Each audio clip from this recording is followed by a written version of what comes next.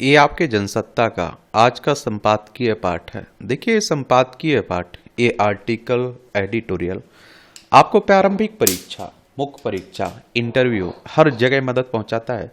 चाहे आप लोग स्टेट पीसीएस एग्जाम की तैयारी कर रहे हो या फिर सिविल सर्विस एग्जाम की तैयारी कर रहे हो, तो इन्हें आप लोग जरूर पढ़ा करिएगा।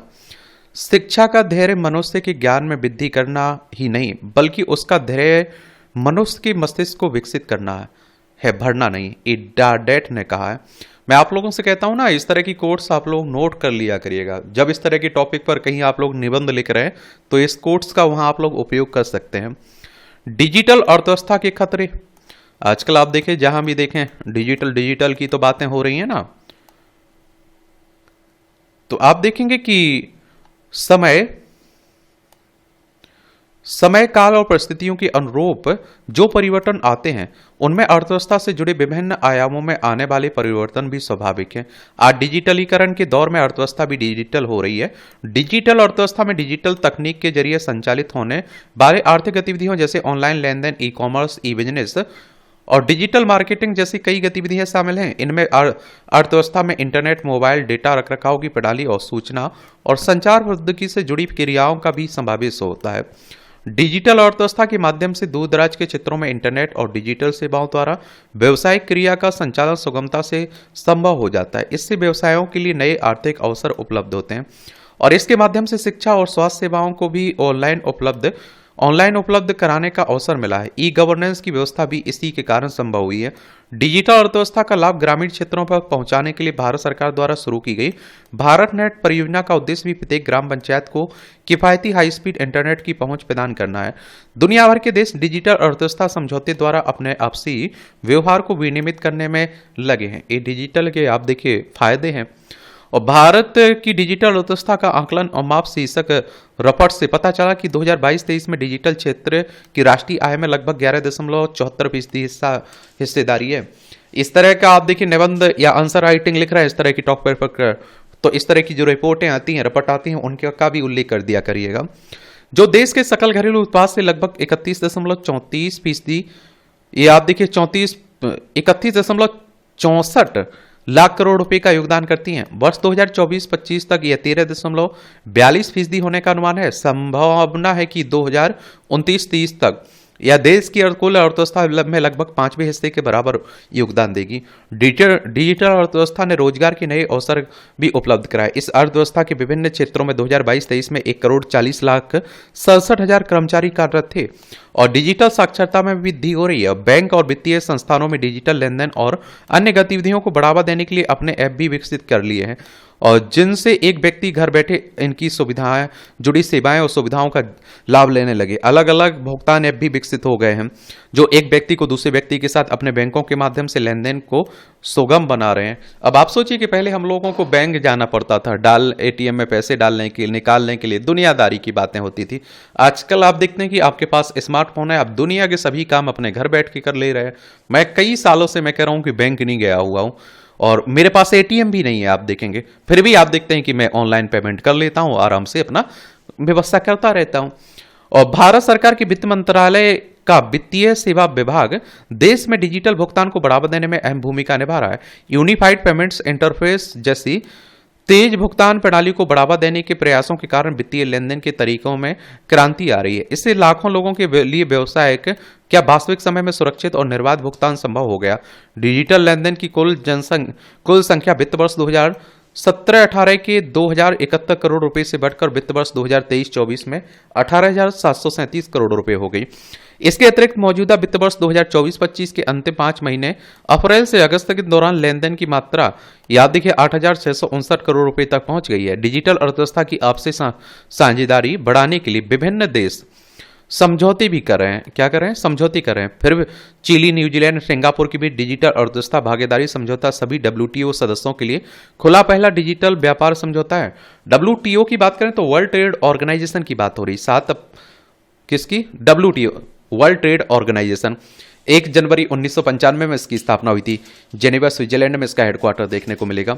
जून 2020 में इलेक्ट्रॉनिक रूप से हस्तांतरित होने वाला पहला समझौता है और इसे ईपीईसी और ओईसीडी जैसे अन्य अंतर्राष्ट्रीय मंचों के भीतर चल रहे ई कॉमर्स और डिजिटल अर्थव्यवस्था के लिए डब्ल्यूटीओ वार्ता के पूरक के रूप में तैयार किया गया था। पारंपरिक आर्थिक जुड़ाव की सीमाओं को आगे बढ़ाकर यह अपनी तरह का पहला समझौता व्यापार नीति में एक नया आयाम है। इससे पहले ही दुनिया की कुछ सबसे बड़ी अर्थव्यवस्थाओं का ध्यान अपनी ओर आकर्षित किया है। इनमें कनाडा, चीन, दक्षिण कोरिया शामिल होने का प्रयास कर रहे हैं।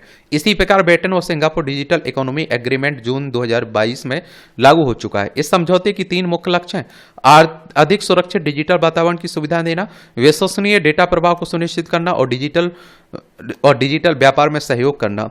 अर्थव्यवस्था में डिजिटल भुगतान, डेटा प्रवाह और डिजिटल सेवाओं का महत्व तेजी से बढ़ रहा है। डिजिटल व्यापार के समक्ष कई चुनौतियां और खतरे भी हैं। डिजिटल संरक्षणवाद बढ़ रहा है और इससे आप देखिए खासकर छोटे और मध्यम आकार के उद्यमों, एमएसएमई सहित अन्य क्षेत्रों के लिए व्यवसाय के लिए अवसरों पर प्रतिकूल प्रभाव पड़ सकता है।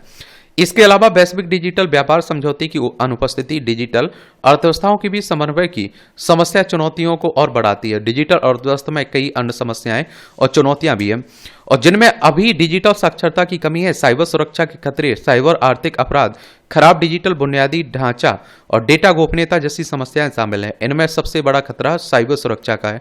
डिजिटल अर्थव्यवस्था में साइबर हमले का खतरा बढ़ गया है। इसके कई उदाहरण हमारे सामने आते रहते हैं। भारत में साइबर आर्थिक अपराध तेजी से बढ़ रहे हैं। 2022 में आप देखिए 65,893 मामले दर्ज हुए, जो 2021 की तुलना में 24.4% अधिक हैं।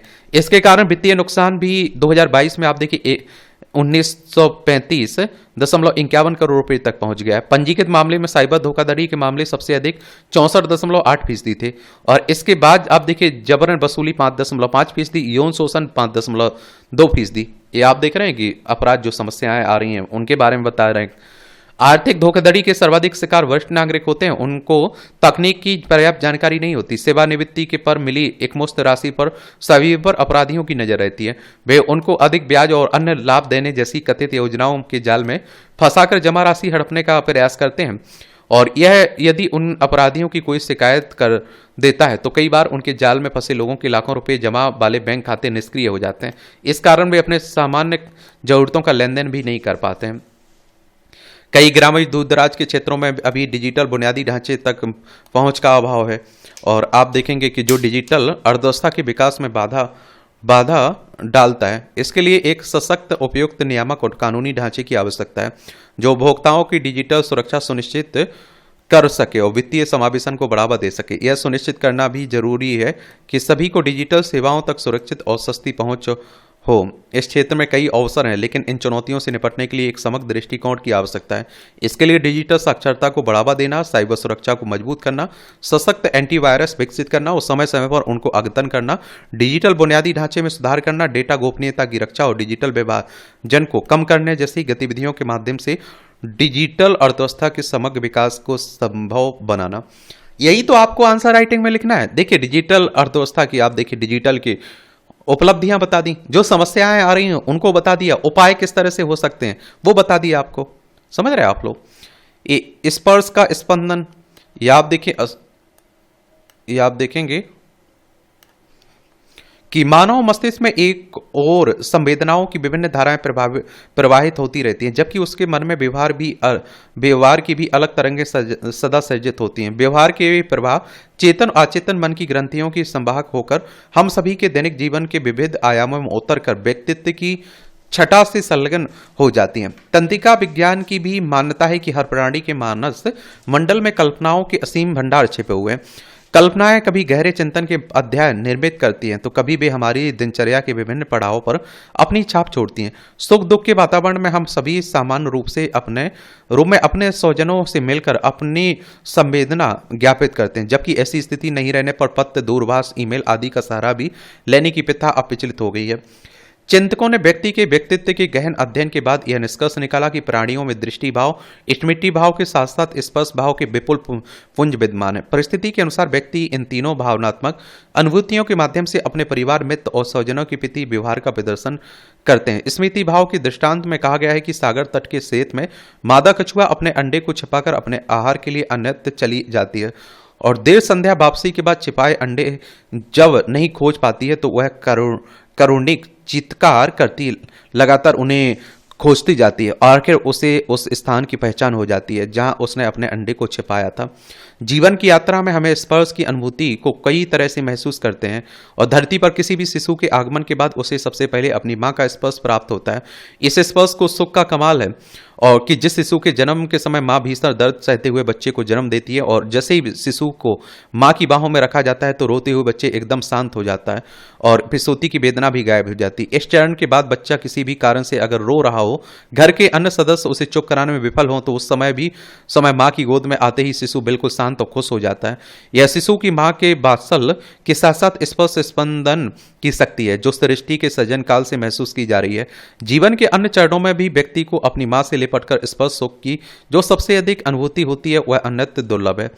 और जब हम अपने मित्र या स्वजन से बहुत दिनों बाद मिलते हैं तो उनसे गले लगते हैं और या हाथ मिलाते हैं और तब हाथ का हाथ से गले से ये आप देखते हैं कि गले से स्पर्श तरंग एक दूसरे को आनंदित कर देती हैं और प्रसन्नता के हार्मोन सक्रिय हो जाते हैं। इसी कड़ी में बीमारी या शोक की घड़ी में किसी साथी द्वारा पीड़ित साथी के कंधे पर हाथ रखते ही उसके शोक के घनत्व में कमी आ जाती है। जब दोनों दोस्तों की पलकें भावुकता बस गीली होती हैं तो दुखी मन कुछ देर के लिए हल्का हो जाता है। किसी अनजान व्यक्ति से किसी मोड़ पर मुलाकात में जब हम औपचारिकता में हाथ मिलाते हैं तो वह क्षण परिचय परिधि की नींव रखते हुए आत्मीयता का द्वार खोलता है। यह विधा हमें शालीनता विनम्रता का पाठ तो पढ़ाती है, शिष्टाचार के सागर में छिपे कई मोतियों को चुनने का अवसर भी प्रदान करती है। प्रकृति में व्याप्त असंख्य पशु पक्षी भी इस सुख में अपने को सन्निहित पाते हैं। बचपन में दादी जब घर की गाय को कुछ खिलाने जाती थी तो सबसे पहले उसके सिर पर हाथ फेरती हुए उसे सहजता से फुचकारती थी और गाय उनके हाथों में रखे खाने के अंश को लेती थी और पक्षी भी स्पर्श भाषा और भावों में गहरी डुबकी लगाते देखे जाते थे। घोंसले में नन्हे चूजे अपनी मां जो उनके मुंह में दाना पानी लेकर आती थी उसकी दूर से ही आहट पहचान लेते और घोंसले से बाहर निकलकर चूचू करते हुए आहार ग्रहण कर लेते। जबकि कोई अन्य पक्षी पास में बैठ गया तो उसकी आहट के एहसास को प्रतिकूल भांपकर घोंसले के अंदर ही दुबके रहते। जीवन के कुछ मुख्य क्षेत्रों में और हम स्पर्श की महत्ता को अक्सर देखते तो हैं लेकिन उसके गहरे मर्म को समझने में चूक जाते हैं। कृषि कार्यों की शुरुआत में किसान पहली बार अपने खेतों में कदम रखने के पहले उसकी मिट्टी के माथे से तिलक लगाकर नमन कर शेष कृषि कार्य शुरू करते हैं। इसी प्रकार हमारे सैनिक किसी भी क्षेत्र में अपने दायित्व पालन के लिए प्रस्थान करते हैं। वे अपने अस्त्र शस्त्र को माथे से स्पर्श करते हैं और युद्ध में ना तो वे अपनी आत्मभूमि का सबसे पहले स्पर्श बंधन करना नहीं भूलते हैं। खेल में कई खिलाड़ी मैदान पर आते ही धरती माँ का हाथ से स्पर्श कर अपने मस्तिष्क को झुकाते हैं। किसी फुलवारी के माली भी अपने कोमल बौद्धों को स्पर्श सुख प्रदान कर उसमें गति, खुशबू और आप देखिए ऊर्जा भरते रहते हैं। इस सुख की भाषा के अनेक आयाम हैं जिससे हमारा तंत्रिका तंत्र मजबूत होता है। स्पर्श का सीधा अर्थ है इंद्रियां संवेदी अंश के संपर्क में। जब उचित संवेदी परिस्थितियां एकत्रित होती हैं यानी एक दूसरे के संपर्क में आती हैं तो संवेदनाएं जागृत हो नेह छो की शालीनता से अभिभूत हो जाती हैं। मोटे तौर पर कहें तो किसी वस्तु, इंद्रिय, अंग चेतना के एक क्षण का एक साथ आना स्पर्श भाव का सृजन है। जरूरत के भौतिक ब्राह्मों की किंतिम छाव से कुछ फल के लिए हम स्वतंत्र हों पुरानी सहपाठी, सगे संबंधी और किसी वृद्धाश्रम या अनाथालय में जाकर संवेदना और सहानुभूति के लिए तरस रहे लोगों को इस सुख से राहत दें। आप लोग क्या सोचते हैं? चलिए बताइए आप लोग भैया। ये आप देखेंगे बदलाव की मुद्रा। भारतीय रिजर्व बैंक ने बाजार अनुमानों के मुताबिक रेपो रेट में 10 दर में 25 आधार अंक की कटौती कर दी है। देखिए आरबीआई की बात करें तो रिजर्व बैंक ऑफ इंडिया की बात हो रही। बैंकों का बैंक भी कहते हैं। 1 अप्रैल 1935 में स्थापना हुई थी। मुंबई महाराष्ट्र में इसका हेडक्वार्टर देखने को मिलेगा। रेपो रेट कहने का मतलब है वाणिज्यिक बैंकों को जो उधार देती है ना आरबीआई आपकी, उसी की बात हो रही है।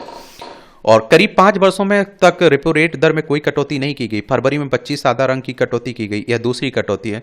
और इससे बाजार में पूंजी का प्रवाह बढ़ने और भवन, वाहन, कारोबार आदि के लिए कर्ज लेने वालों पर वाहन का बोझ कम होने का रास्ता आसान हो गया। रिजर्व बैंक यह फैसला इसलिए कर पाया कि इस वक्त अंतर्राष्ट्रीय बाजार में कच्चे तेल की कीमतें काफी नीचे आ गई, गेहूं दालों का अच्छा उत्पादन हुआ, खुदरा महंगाई का रुख नीचे की तरफ है। आगे भी महंगाई के नीचे रहने का अनुमान है। रिजर्व बैंक ने महंगाई 4% पर रहने का अनुमान लगाया। रिजर्व बैंक का लक्ष्य भी यह था कि महंगाई को 4% के आसपास रखा जा सके, इसलिए अब उसने अपना ध्यान विकास दर पर केंद्रित कर दिया। फिलहाल विकास दर 6.5% पर रहने का अनुमान है। जिस तरह अमेरिकी शुल्क नीति के कारण वैश्विक अर्थव्यवस्था अनिश्चितता के दौर से गुजर रही है, उससे भारत के लिए अपना सकल घरेलू उत्पाद बढ़ाने पर ध्यान केंद्रित करना जरूरी हो गया है। इस वक्त अच्छी बात है कि विनिर्माण क्षेत्र में सुधार नजर आ रहा है, जो चिंताजनक स्तर तक गोते लगा चुका है। विनिर्माण क्षेत्र के कमजोर होने का असर सकल घरेलू उत्पाद पर पड़ता है। यह क्षेत्र इसलिए कमजोर पड़ा हुआ है कि महंगाई आम लोगों की सहन शक्ति से ऊपर चली गई थी। उन्होंने अपने दैनिक उपभोग में कटौती करनी शुरू कर दी थी। अब महंगाई घटी तो स्वाभाविक रूप से उपभोग का स्तर उठेगा और जिससे विनिर्माण क्षेत्र को बल मिलेगा। रेपो दर कम होने से ब्याज दरों में कमी आती है। इसका लाभ कर्ज लेने वालों को मिलता है और पर बचत खाते आदि में पैसे जमा कराने वालों को नुकसान होता है। हालांकि जिन लोगों के पास पूंजी अधिक है वे लंबी अवधि की योजनाओं में जमा कर अधिक ब्याज का लाभ ले सकते हैं। सबसे अधिक राहत वाहन, भवन, कारोबार आदि के लिए कर्ज लेने वालों को महसूस होती है। पर बैंक की चूंकि लंबे समय से कारोबारी शिथिलता से जूझ रही है, वे रेपो रेट में दर में 25 आधार अंक की कटौती के लाभ तुरंत अपने ग्राहकों को देना शुरू कर देंगे, कहना मुश्किल है। इस वक्त जिस तरह विश्व व्यापार बाजार में अनिश्चितता बनी हुई, निर्यात में और कमी आने की चिंता बढ़ गई और पहले ही निर्यात के मामले में संतोषजनक वृद्धि नहीं हो पा रही है, तो आप देखेंगे कई देशों के साथ व्यापार घाटा चिंताजनक दर से बढ़ रहा है। उसमें घरेलू बाजार को मजबूत करने पर बल देना होगा।